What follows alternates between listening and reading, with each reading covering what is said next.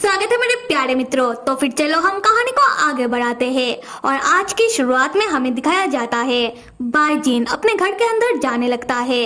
तैन बाईजीन के पीछे पीछे दौड़ता हुआ आता है और बाईजीन को रोककर चिल्लाते हुए पूछता है कि बाईजीन, मैं तुम्हें इतनी देर से रुकने के लिए कह रहा था, क्या तुम्हें सुनाई नहीं देता?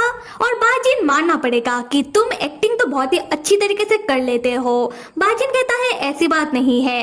तैन कहता है कि बाईजीन, तुमने जिन बनने की एक्टिंग तो बहुत ही अच्छी तरीके से की, पर तुमने अपने एक्टिंग में कुछ ज्यादा ही एफर्ट डाल दिया। तुमने जिन बनने में कुछ ज्यादा ही जल्दबाजी कर दिया और ये सब तुमने सिर्फ मुझे खुद से दूर रखने के लिए किया। क्या मैं सही कह रहा हूँ या फिर मैं सही कह रहा हूँ? अच्छा ठीक है, अब बताओ बाईजीन कि तुम्हारा दिक्कत क्या है? तुम्हारा तबीयत सही नहीं है ना? मुझे बताओ कि तुम्हें क्या हुआ है। तब बाईजीन कहता है कि मैं सही हूँ और देखो तैन, तुम एक डिमॉन किंग हो और मैं न्याय के कल्टीवेटरों का होने वाला मुखिया, और मुझे आगे जाकर इस जिम्मेदारी को उठाना ही पड़ेगा। तो हम दोनों के रास्ते शुरू से ही अलग थे। तैन, मुझे पता है कि पहले मैंने तुम्हारे साथ जो किया वो गलत किया, इसलिए मुझे लगा कि मैं तुम्हारा डिमॉन किंग बनने में तुम्हारा मदद कर देता हूँ, क्योंकि मुझे इस चीज का पछतावा था। तैन तब चिल्लाते हुए बाईजीन से पूछता है कि बाईजीन, जितना मुझे याद है तुम्हें कभी भी न्याय के कल्टीवेटरों का मुखिया नहीं बनना था, तुम्हें ये सारी जिम्मेदारियों को उठाना नहीं था, तो फिर अभी तुम ये सारी बकवास बातें क्यों कर रहे हो?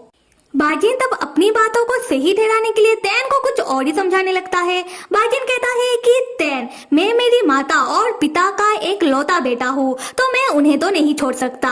तैन यहाँ समझ जाता है कि बाईजीन एक बार कुछ और कह रहा है, फिर उसे समझा कुछ और रहा है। खैर, तैन बाईजीन से कहता है कि ठीक है, मैं समझ गया। असली बात तो ये है कि अब तुम्हें मुझसे छुटकारा चाहिए। अब तुम हम दोनों के रिश्ते को तोड़ना चाहते हो। बाईजीन, तुम्हें तो पता ही होगा कि पहले मैं एक इंसान था और इंसान सिर्फ 100 सालों तक जीते हैं, और बाईजीन वो तुम ही थे जिसने सदियों पहले मुझे तैन बनाया, मुझे एक इंसान से एक इमॉर्टल, एक राक्षस बनाया। अब बताओ बाईजीन कि इस चीज को तुम अब कैसे सही करोगे? और हाँ, मैं तुम्हें एक और बात बता दूं, तुम्हारा जो स्पिरिट रूट का टुकड़ा मेरे अंदर था वो डोडो के जन्म के वक्त डोडो के अंदर अब चला गया, और बाद में मेरे पास बहुत वक्त था, तब मैंने अपनी स्पिरिट रूट को सही किया। खैर, तुम्हारा जो सोल का हिस्सा है वो अभी भी मेरे अंदर है, जिसके कारण मैं सही मायने में एक इमॉर्टल बन पाया। पर बाईजीन, तुम्हें तो हम दोनों के रिश्ते को तोड़ना है ना? तो आधी अधूरी क्यों, पूरी तरीके से ही तोड़ते हैं। तुम्हारा जो है अब मैं तुम्हें वो सारी चीजें वापस लौटा देता हूँ, तुम्हारा सोल का हिस्सा भी। ये कहने के बाद तैन अपने राक्षसी अवतार में अपना हाथ आगे बढ़ाता है अपने अंदर से बाईजीन की सोल के हिस्से को बाहर निकालने के लिए। ये देखकर बाईजीन घबरा जाता है। बाईजीन तैन का हाथ पकड़ कर उसे रोकता है। बाईजीन कहता है कि तैन, ऐसा मत करना, ऐसा करने से तुम मर सकते हो। दूसरी तरफ हम जिहो और रूलन को देखते हैं। वो दोनों तैन और बाईजीन की बातें छुपकर सुन रहे थे। तब जिहो कहने लगता है कि तैन ने अपनी जान को खतरे में डाल दिया सिर्फ बाईजीन के मुंह से सच्चाई उगलवाने के लिए। ऐसा वो क्यों कर रहा है? तब रूलन कहता है कि दूसरों की बातें छुपकर नहीं सुनना चाहिए, बल्कि वो ऐसा खुद कर रहा है। खैर, जिहो कहता है कि मुझे तो बस तैन का फिक्र हो रहा है। आते हैं तैन की ओर। तैन बाईजीन से कहता है कि क्यों, तुम ही तो वो हो जो हम दोनों के रिश्ते को तोड़ना चाहते हो, तो अब तुम्हें मेरा फिक्र हो रहा है। ऐसी एक्टिंग करने की अब कोई जरूरत नहीं है, और अगर तुम्हें सच में मेरा फिक्र हो रहा है तो तुम मुझे अपना क्यों नहीं लेते हो? फिर तैन कहने लगता है कि बाईजीन, अगर बात सिर्फ ये है कि मैं एक राक्षस हूँ और राक्षसी दुनिया का डिमॉन किंग हूँ, तो मैं तुम्हारे लिए खुद को बदल दूंगा। मैं तुम्हारे लिए राक्षसी दुनिया और साथ में अपना डिमॉन किंग का पथ छोड़ दूंगा। तुम सिर्फ मुझे कुछ वक्त दो, जिससे मैं दूसरा डिमॉन किंग ढूंढकर उसे अपना जिम्मेदारी सौंपकर तुम्हारे पास आ सकूं। तब हम देखते हैं कि अचानक बाईजीन का तबीयत बिगड़ने लगता है। बाईजीन कांपते हुए अपना नजरें तैन से चुराते हुए बाईजीन कहता है कि बस करो तैन, तुम बस यहाँ से चले जाओ। मैं नहीं चाहता कि हम दोनों के वजह से मेरी माताजी और पिताजी को दूसरों के सामने कोई भी शर्मिंदगी उठानी पड़े। फिर बाजिन जल्दबाजी में अपने घर के अंदर जाने लगता है। तेन फिर से बाजिन को रोकता हुआ कहता है कि चले जाना, पहले हम दोनों की बात तो खत्म हो जाए। तब अचानक बाजिन खांसने लगता है और उसके मुंह से तब खून निकलने लगता है। उसके बाद बाजिन तेन के ऊपर ही गिर जाता है। फिर भी बाजिन तेन से कहता है कि तेन तुम मुझे छोड़ क्यों नहीं देते हो। तेन बाजिन का ऐसा हालत देखकर वो घबरा जाता है और हम देखते हैं कि बाजिन उसके बाद बेहोश हो जाता है। तेन तब मदद के लिए चिल्लाते हुए जिहो और रुलेन को पुकारता है। तेन कहता है कि कब तक तुम दोनों यहाँ चुप कर खड़े रहोगे, आकर मेरा मदद करो, बाजिन बेहोश हो चुका है। और यहाँ तेन को समझ आ जाता है कि तेन ने जो सोचा था वही सही है, मतलब बाजिन का तबीयत सच में सही नहीं है। अगले सीन में हमें दिखाया जाता है कि बाजिन को होश आ चुका है और रुलेन भी बाजिन के कमरे में ही बैठा हुआ है और तेन बहुत ही परेशान होकर इधर से उधर चलते हुए बाजिन के ऊपर चिल्लाया जा रहा था, क्योंकि अब तेन को सारी सच्चाई पता चल गई है। और सच्चाई जानने के लिए मेरे प्यारे मित्रों थोड़ा ध्यान से सुनिएगा। हमने एक एपिसोड में पहले ही देखा था कि लाइलाइन के सील के अंदर जीन जाग जाता है। फिर जीन बाजिन को ही अपने ही शरीर के अंदर कैद कर लेता है और बाजिन के शरीर को पूरी तरीके से काबू करने के लिए जीन लाइलाइन के सील के अंदर के राक्षसी ओरे को अपने अंदर समाने लगता है। और हम सबको ही पता है कि लाइलाइन के सील के अंदर का राक्षसी ओरा कितना खतरनाक होते हैं।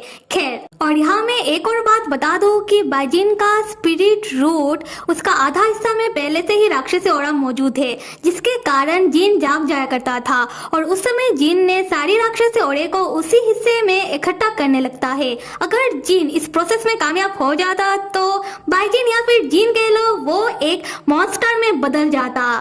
तब बाजिन जैसे तैसे करके जीन के कब्जे से खुद को आजाद कर लेता है और हमने देखा था कि बाजिन ने अपने तलवार से उस समय खुद के ऊपर ही वार किया था और बाजिन ने अपना स्पिरिट रूट का आधा हिस्सा जहाँ राक्षसी ओरा मौजूद है उसे काट कर खुद से अलग कर दिया था, जिससे जीन बाजिन के ऊपर काबू ना पा सके। अब आते हैं कहानी में वापस। तेन बाजिन के ऊपर चिल्लाते हुए कहता है कि बाजिन तुम सच में गधे हो। राक्षसी ओरे को काबू करने के लिए बहुत सारा रास्ता आजमाया जा सकता है, पर तुमने क्या किया? तुमने अपने स्पिरिट रूट के आधे हिस्से को ही काट कर उसे अलग कर दिया। बाजिन अब मुझे समझ आ रहा है तुम्हारी माताजी और पिताजी तुम्हारे बारे में इतना फिक्र क्यों करते हैं, और अब मुझे ये भी समझ आ रहा है कि वो लोग नहीं चाहते थे कि मुझे तुम्हारी इन्हीं हरकत के बारे में पता चले। सच में बाजिन तुम कभी कभार कमाल करते हो। बाजिन परेशान होता हुआ तेन से कहता है कि तेन सुनो तो सही।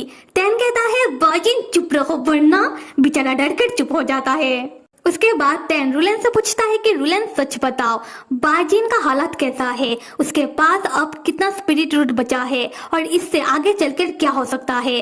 तब रुलेन पहले तो कहता है कि वही जो स्पिरिट रूट कल्टीवेशन के लिए कितना जरूरी होता है। फिर रुलेन बताता है कि बाजिन के कल्टीवेशन की शक्तियाँ किसी दूसरे कल्टीवेटर के मुकाबले बहुत ही ज्यादा है, पर बाजिन ने पहले ही अपनी स्पिरिट रूट का कुछ टुकड़ा तेन को दे दिया था। उसके बाद अब बाजिन ने अपनी स्पिरिट रूट के आधे हिस्से को ही काट कर खुद से अलग कर दिया, जिससे अब बाजिन का जो स्पिरिट रूट है वो आधा से भी कम बचता है, जिससे बाजिन का जो लाइफ टाइम है मतलब आयु कम हो चुका है। हाँ, बाजिन एक इमॉर्टल तो है, पर बाजिन की शक्तियाँ अब ना के बराबर है, मतलब बहुत ज्यादा कम हो चुकी है, जिसके कारण अब समय के साथ बाजिन किसी इंसान की तरह बूढ़ा होने लगेगा। उसके बाद बाजिन मर जाएगा। तेन तब मुंह के बारे में बताते हुए कहता है कि मुंह की स्पिरिट रूट भी इंजर्ड हो गई थी, जिसके कारण मुंह की सारी शक्तियाँ भी आधी हो चुकी थी और मुंह अब दोबारा अपने राक्षसी मणि से कल्टीवेशन करके अपने राक्षसी मणि को भी सही कर रहा है और साथ में अपने स्पिरिट रूट और अपनी खोई हुई शक्तियों को भी वापस हासिल कर रहा है। हम भी तो इस तरीके को इस्तेमाल कर सकते हैं। रुलेन कहता है नहीं, क्योंकि राक्षसी मणि में बहुत सारी राक्षसी शक्तियां होती है और बाजिन का जो सोल है वो तो पहले से ही आधी है और अभी बाजिन का जो स्पिरिट रूट है वो आधी से भी कम हो चुकी है, तो ये मेथड बाजिन के ऊपर काम नहीं करेगा। यहाँ तेन मायूस होने लगता है। तब रुलेन को अचानक कुछ याद आता है। रुलेन तेन को बताता है कि तेन एक तरीका है, मैंने एक हेवन जड़ी बूटी नाम का एक जड़ी बूटी के बारे में सुना है, जिससे किसी की भी स्पिरिट रूट को दोबारा हील किया जा सकता है। फिर रुलेन बताता है कि इस हेवन जड़ी बूटी के इलाज में शुरू में पेशेंट बहुत ज्यादा कमजोर हो जाएगा, पर समय के साथ पेशेंट की स्पिरिट रूट पहले की तरह बिल्कुल हील हो जाएगा। पर इस इलाज के दौरान पेशेंट को ऑब्जर्वेशन में रखना होगा। देखना पड़ेगा कि बाहर से कोई भी पेशेंट के ऊपर हमला ना कर पाए और ना ही पेशेंट अपनी कल्टीवेशन की शक्तियों का इस्तेमाल कर पाए। तैन तब कहता है कि ठीक है, कोई बात नहीं, मैं बाजिन का ध्यान रख लूंगा। मेरे होते हुए बाजिन के ऊपर कोई आँच नहीं आएगा। पर तुम ये तो बताओ कि ये हेवन क्या कहते हैं जड़ी बूटी कहाँ मिलता है। रुलेन तब थोड़ा हिचकिचाते हुए बताता है कि हेवन जड़ी बूटी कहाँ मिलता है ये तो मुझे भी नहीं पता। मैंने तो इस बारे में सिर्फ किताब में पढ़ा है और लोगों का मानना यह है कि हेवन जड़ी बूटी नाम का कोई भी जड़ी बूटी इस दुनिया में मौजूद ही नहीं है। ये सुनते ही तैन भड़क जाता है और तैन गुस्से में रुलेन का गिरेबान पकड़ के कहता है कि क्या मतलब है तुम्हारा, हेवन जड़ी बूटी नाम का कोई जड़ी बूटी नहीं होता। तुमने किताब में पढ़ा है ना? कौन सी किताब में पढ़ा? तब बाइजिन तैन को शांत करवाने लगता है कि तैन शांत हो जाओ, देखो मैं ठीक हूँ। तैन तब जाकर बाइजिन को अपने गोदी में उठा लेता है और बाइजिन को उसके बिस्तर में रखते हुए कहता है कि मैं कोई ना कोई रास्ता निकाल ही लूंगा तुम्हें ठीक करने का। बाइजिन, मुझे विधवा नहीं होना, डोडो को और मुझे तुम्हारा जरूरत है। बाजिन कहता है कि उसे समझ आ रहा है। अगला सीन आंगन का है जहां हम देखते हैं कि जिहो, बाजिन के माताजी, पिताजी और डोडो बैठे हुए हैं। बाजिन के माताजी कहने लगती है कि हमने पहले ही जिनजिन को बहुत सारे डॉक्टरों को दिखा चुके हैं और सारे डॉक्टर एक ही बात कहते हैं कि अब कुछ नहीं हो सकता और अब जो डॉक्टर आया है क्या वो जिनजिन को ठीक कर पाएगा। तब जिहो बताता है कि फिक्र की कोई बात नहीं, मेरा पति रुलेन कल्टीवेशन वर्ल्ड का बहुत बड़ा डॉक्टर है, वो कुछ ना कुछ तो कर ही लेगा। और मनी मन सोचता है कि जैसा भी है मेरा पति है, लोगों के सामने थोड़ा बहुत तारीफ तो करना ही पड़ता है। डोडो तब पूछने लगता है कि जिहो अंकल, पापा को क्या हुआ? क्या पापा अभी मुझे पहचानेंगे?